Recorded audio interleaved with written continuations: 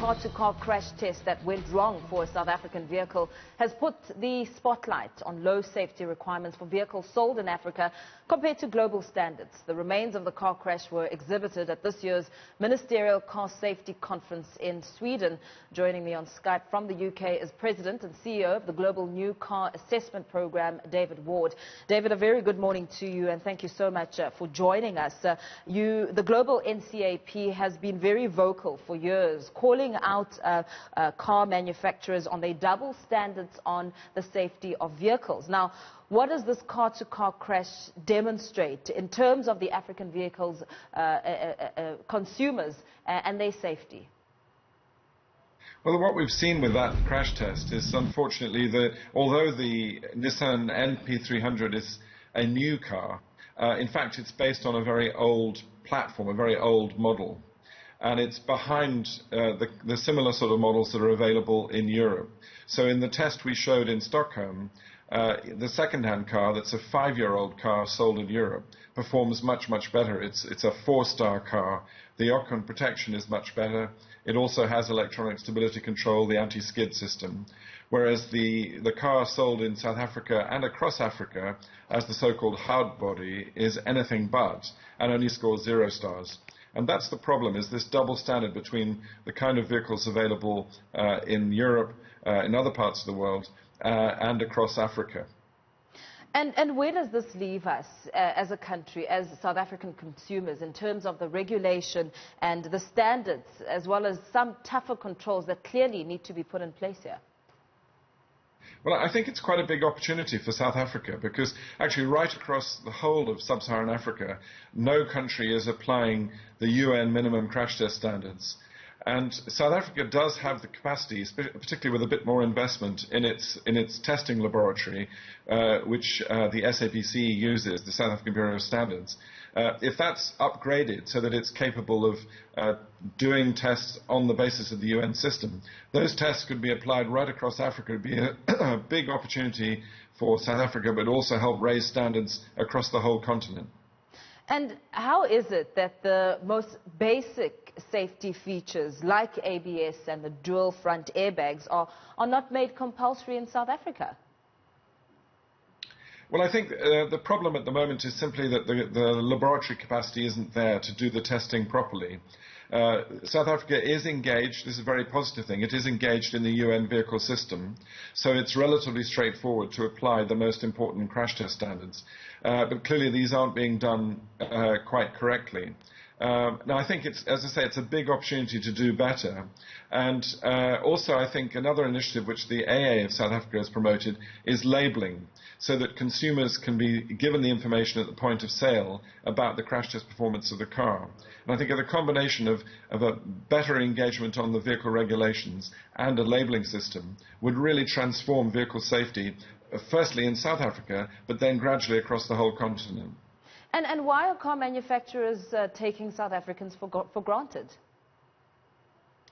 Well, I guess some manufacturers, like Nissan in this case, are really selling older products as new. I think it's very misleading to call it a hard body. Clearly you can see from the crash test that it's nothing like that.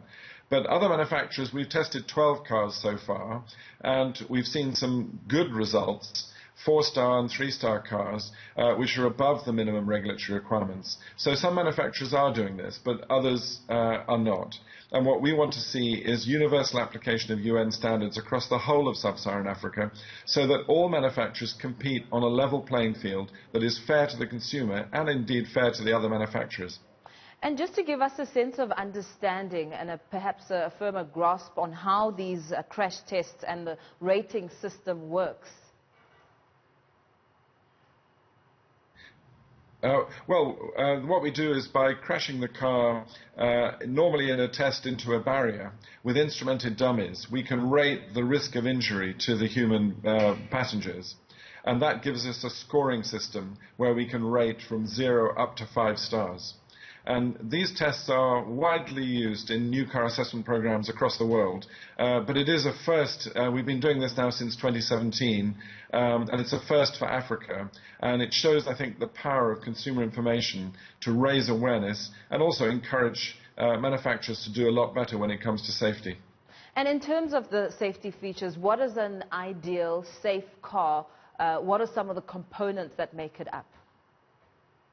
Well, the most important thing, which is you can see from the Nissan NP300 doesn't happen, is the body shell has collapsed. It's collapsed so dramatically that even though it has airbags, the airbags won't be effective in reducing injury. The steering wheel has come back and hit the chest of the driver regardless of the airbag.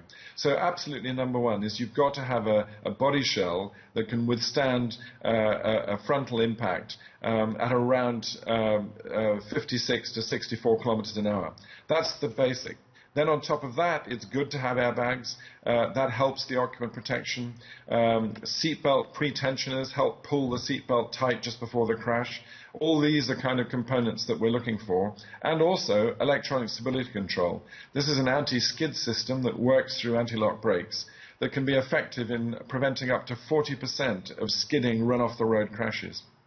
And what sort of balancing act is required here to ensure that these vehicles are of that standard that you speak of, in terms of ensuring that it's not just all about profit, but ensuring that cars on that reach the African consumer market are really safe? And you speak about labeling as one aspect, which is a crucial point, but what are some of the other factors? Well, most important is for the government to regulate, to apply the UN standards for the front and side crash test for electronic stability control. That will be most effective if they upgrade the capacity of their laboratory so that the vehicles can be tested in South Africa to prove that they meet those standards. And that then could also be a test center available, for instance, for the whole of the SADC region in southern Africa and maybe further afield in Africa. Thank you so much for your analysis there, David Ward, CEO and President of Global NCAP, just giving us some information there after the spotlight has been shown on the safety of vehicles sold to the African consumer markets.